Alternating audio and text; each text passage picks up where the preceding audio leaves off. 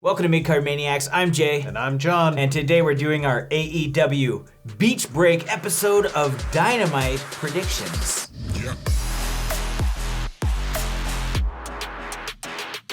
This one, we don't know all of the matches, so we're going to go over the 4 matches that we do know. And I think we'll kick it off with Lance Archer versus Eddie Kingston in a Lumberjack match. They put on a hell of a fight last week, so I anticipate that this is going to be amazing as well. I don't know what's going to change other than the fact that the Lumberjacks are there. And I think this is where we're going to start to see a little bit of formation in choosing sides here. And how many Lumberjacks do you think they're gonna have anyways? They could have the whole locker room. It's not really a big deal. It's the confrontations that could exist. I don't think anybody would really interfere on Lance Archer's side, but Eddie Kingston, he's a sneaky son of a bitch, that guy. And I think that Butcher Blade and the bunny are, well, especially the bunny, that little Jezebel, so JR calls her. Some shenanigans are gonna happen, but I think this is gonna be the time where it costs Eddie the match. I don't see Eddie coming out on top of this one. This is going to be the starting point of a big Lance Archer push. We're gonna see this being skyrocket to potentially a title match. And as a face as well, because it does seem like he's transitioned now. He came out of the face tunnel last week, and he's going against Eddie Kingston, who's just a notable heel. And he was manhandling him. He was just throwing him around, but he did end up losing because of the bunny. I think Lance is gonna take it this time, and I think it's going to lead to something like Lance Archer versus Butcher and Blade, a handicap match or something. Or to solidify him as a face, he needs to find a tag partner, and he's going to choose a baby face. Be okay, well, I have no one to go to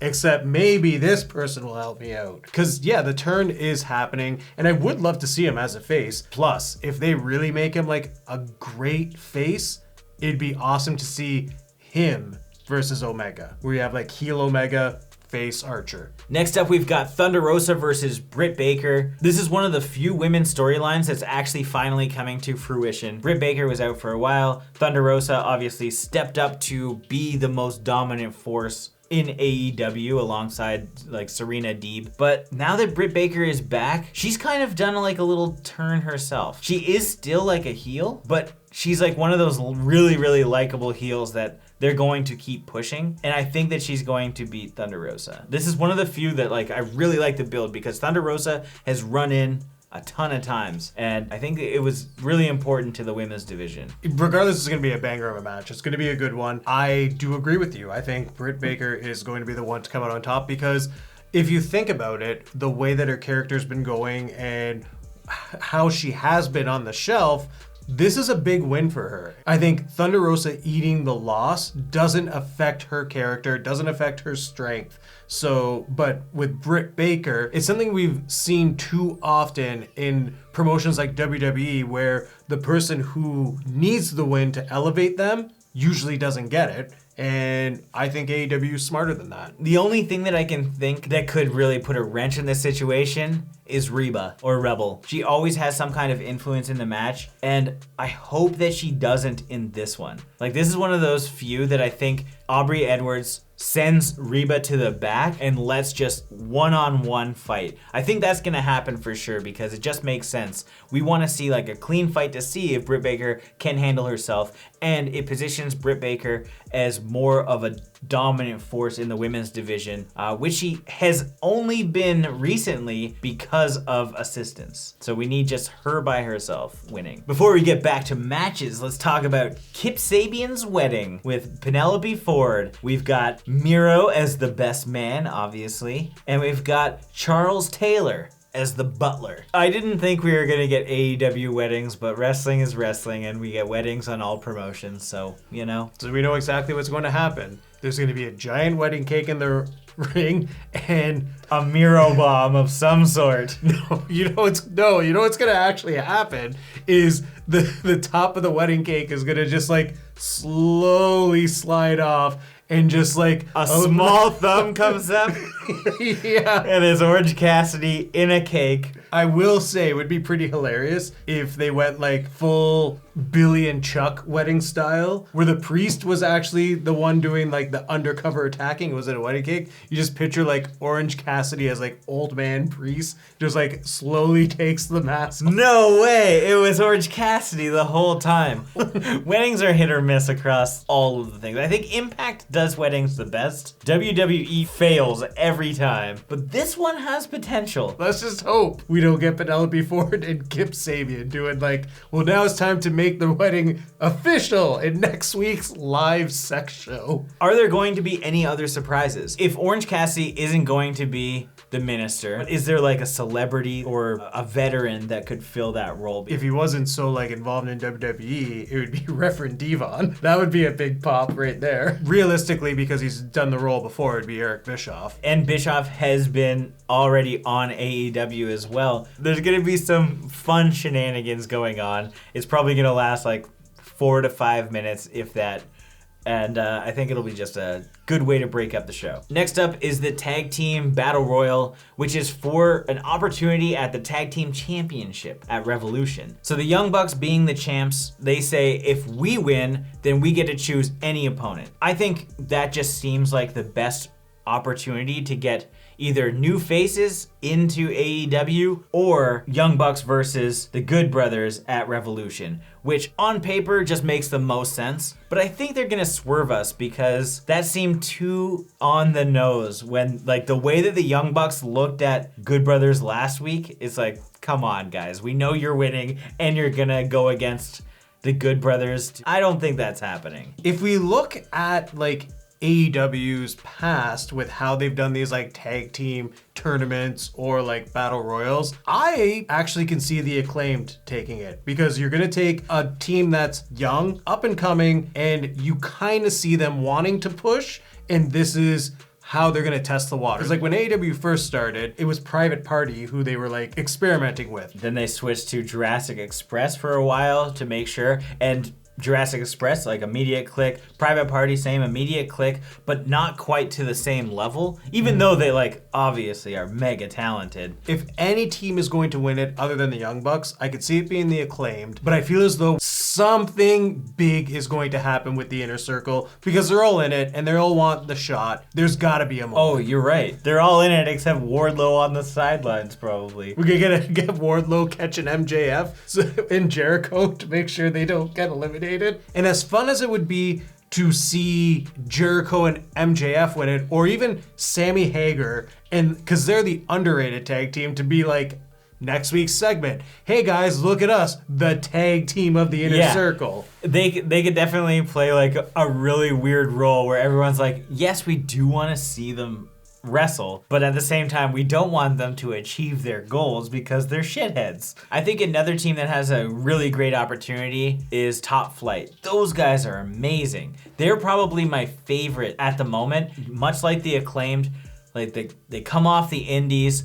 They're super hot. They've put on nothing but bangers, and they've even gone against like Young Bucks before, and it was so good. They're early 20s, and they're very reminiscent of like young Bucks. I think they have it, and I'd really like to see that. So say the Young Bucks win, but they don't go for the Good Brothers. Who are they choosing? Inside AEW or outside? They're gonna pull someone like who could be a free agent tag team that we're just not thinking of, or maybe a team from like Ring of Honor or someone like along those lines, or NWA. Oh, like Briscoe Brothers. I think that would be amazing. I wonder if, now this is filmed directly after like New Japan Strong was on Friday, and Moxley showed up and challenged Kenta officially. So we could potentially get someone from New Japan, and it could be New Bullet Club against Old Bullet Club. The Tongas, I think, would be like, hey guys, you can't come out here and say that you're too sweet all over the place when we're over there saying we're too sweet all over the place. I think it would just be really cool to have like Tama and Tonga come out. And then we also have an opportunity for the Good Brothers to come out. Now we've got 3 promotions at Revolution, all claiming Bullet Club. And it could build to even something way bigger than this. And as we see the Forbidden Door open, there's just so much opportunity here. And I really hope something like that happens. You know, it'd be pretty funny though. If the Bucks win, they issue who their challengers are going to be, but they do it as like a joke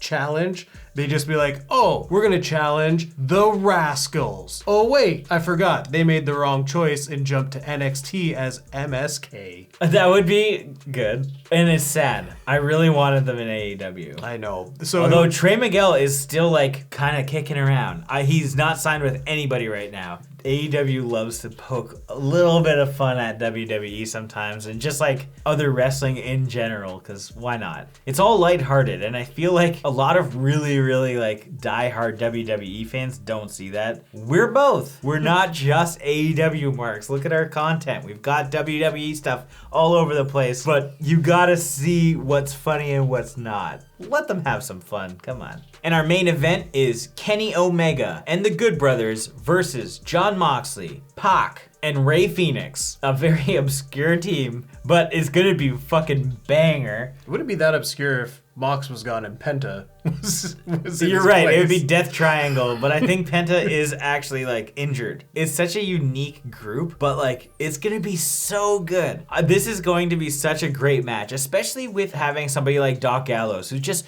so massive, but then having somebody like Rey Fenix whipping around. Like we saw his like confrontation with John Silver, which was hilarious. I'm sure we'll get something very similar with Phoenix. Doc is a cocky guy. Like he knows that I'm bigger than you, so I can easily beat you up. Yeah. But like from a wrestling standpoint, everyone in this match is technically skilled, that you know it's going to be so good. But you know Omega's going to win. Because his lover boy, Don Callis, is going to be creeping in the shadows doing some shady shit. That's why. But I do think that at the end, there will be like something needs to happen between the Good Brothers and Omega and Don Callis. You know, like there needs to be some kind of separation. Otherwise, I don't know what the point is. The only way I could see something with like Mox, Pac, or Phoenix like winning is because they're doing something so underhanded, and like Mox is the face who can deal with all this stuff. Like he's the smart face that he knows that he'll eliminate any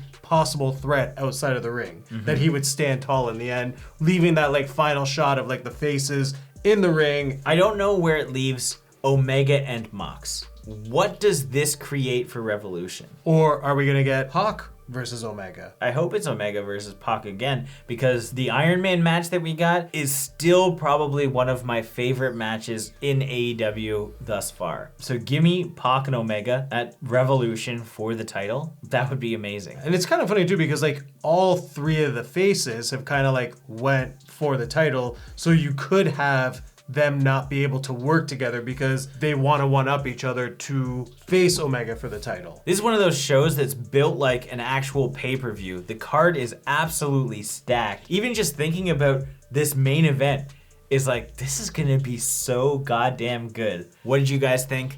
Let us know your predictions in the comments, like this video, and if this is your first time here, make sure you subscribe to the channel, stay up to date with everything Midcard Maniacs.